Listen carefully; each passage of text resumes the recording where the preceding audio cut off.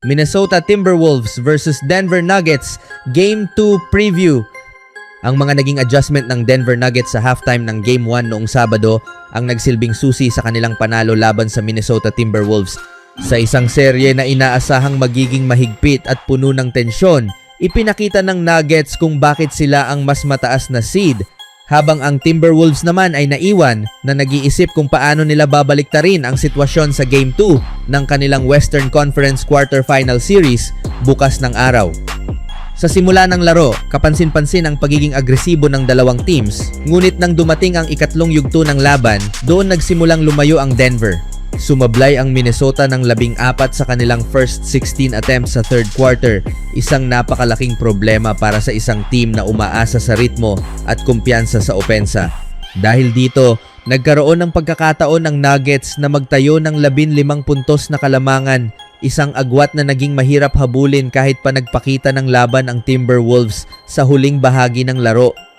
Sa fourth quarter, nagawang makabawi ng Minnesota at nabawasan ang lead sa 2 points. Sa puntong iyon, tila posible pa ang comeback.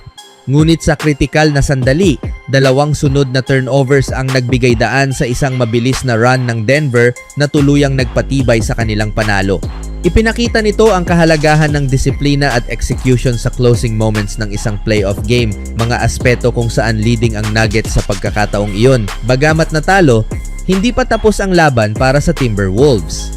Isa pa lamang itong laro sa serye at may malinaw silang pagkakataon na makabawi bago pa man sila umuwi para sa Games 3 at 4. Ang pagiging number 6 seed ay nangangahulugan na sila ang underdog, ngunit hindi nito tinatanggal ang kanilang kakayahan na makapagtala ng upset laban sa number 3 seed na Denver. Ayon kay Ayo Dosunmu, malinaw sa kanila na may tsansa silang manalo sa unang laban. Walang gustong magkaroon ng moral victory, pero naiintindihan namin na may lahat kaming pagkakataon na manalo sa larong iyon at sa dulo, nabawasan namin ito sa 2 puntos, aniya. Kailangan lang naming maging mas mahusay. Ang kanyang pahayag ay sumasalamin sa mindset ng isang team na bagamat natalo, ay nakikita pa rin ang positibong aspeto ng kanilang performance. Isa sa mga pangunahing issue para sa Minnesota ay ang kanilang kakulangan sa composure, lalo na sa depensa. Upang makabawi sa serye, kailangan nilang matutunan kung paano magdepensa ng hindi nagfa-foul. Kahapon, nagtala ang Timberwolves ng 25 personal fouls, isang bilang na nagbigay sa Nuggets ng 33 free throw attempts. Sa playoff basketball, ang ganitong disparity ay kadalasang nagiging deciding factor. Isang halimbawa ng pagkawala ng composure ay ang insidente kay Jaden McDaniels. Matapos niyang maipasok ang isang turnaround jumper na nagtapos sa scoring drought ng Minnesota sa third quarter, agad siyang nakatanggap ng technical foul matapos itulak sa likod si Nikola Jokic. Ang ganitong mga aksyon ay hindi lamang nagbibigay ng libreng puntos sa kalaban, kundi nakakaapekto rin sa momentum ng team. Samantala, sinamantala ng Denver ang bawat pagkakataon na ibinigay sa kanila. Si Jamal Murray ay naging napakahusay sa free throw line, kung saan nagtala siya ng 16 attempts at hindi man lamang sumablay. Sa kabuuan, 3 lamang ang na-miss ng Nuggets sa free throws, isang patunay ng kanilang kahandaan at focus sa mahahalagang aspeto ng laro. Ang tagumpay ng Denver ay hindi lamang nakasalalay sa kanilang team effort, kundi pati na rin sa kahusayan ng kanilang mga stars. Si Jokic, na kilala sa kanyang all-around na laro, ay muling nagpakitang gilas sa pamamagitan ng pagtatala ng kanyang ika-22 triple-double sa playoff career.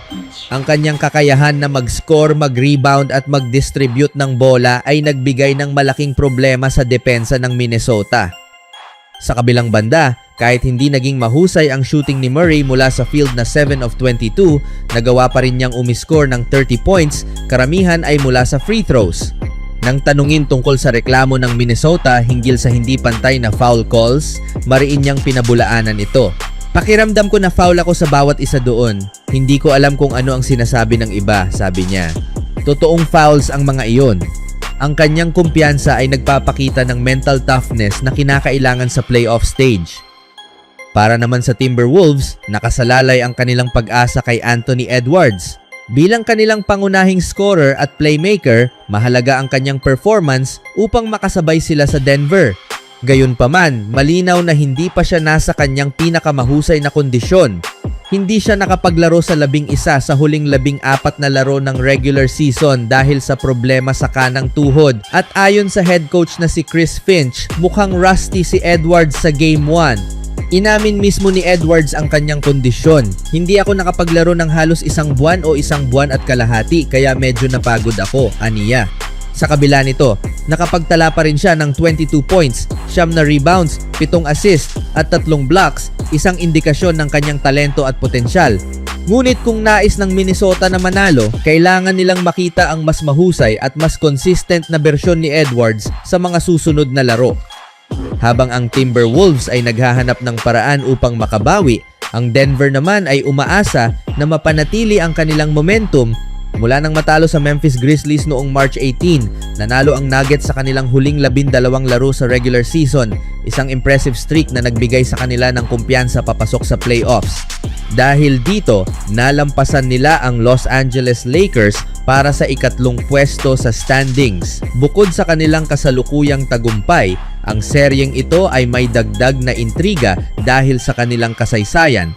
Ito na ang ikatlong pagkakataon sa loob ng 4 na taon na maghaharap ang Nuggets at Timberwolves sa playoffs.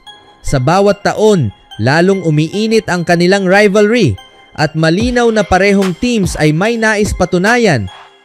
Ayon kay Jokic, hindi na pareho ang mga teams kumpara sa mga nakaraang taon. May ilang nagsasabing pareho lang ang mga teams. Para sa akin, hindi na sila pareho. Aniya, mas may karanasan na ang mga tao, may ibang mga players. Isang player lang ang maaaring magbago ng buong sitwasyon, ang buong rotation at ang momentum ng team. Ang kanyang pahayag ay sumasalamin sa patuloy na ebolusyon ng bawat team, isang salik na nagpapahirap hulaan ang magiging resulta ng serye. Dagdag pa rito, may isa pang factor na maaaring makaapekto sa takbo ng serye, ang kalusugan ng mga players. Para sa Denver, umaasa sila na makakabalik si Peyton Watson mula sa kanyang right hamstring strain. Hindi pa siya nakakapaglaro mula nang lumala ang kanyang injury noong Abril at ang kanyang pagbabalik ay maaaring magbigay ng karagdagang lalim sa kanilang lineup. Sa kabuuan, ang unang laban nila ay nagsilbing paalala kung gaano kahalaga ang adjustments, composure at execution sa playoff basketball. Para sa Denver, ito ay isang kumpirmasyon ng kanilang lakas at kahandaan. Para sa Minnesota, ito naman ay isang leksyon, isang pagkakataon upang matuto at mag-improve. Habang papalapit ang Game 2, ang tanong ay kung alin sa dalawang teams ang mas makakaangkop. Magagawa ba ng Timberwolves na itama ang kanilang mga pagkakamali at maitabla ang serye? O magpapatuloy ba ang dominasyon ng Nuggets at lalong lalayo sa serye? Isang bagay ang sigurado, sa mundo ng playoff basketball, bawat laro ay may sariling kwento. At ang susunod na kabanata ng labanang ito ay inaasahang magiging mas matindi, mas emosyonal at mas puno ng drama.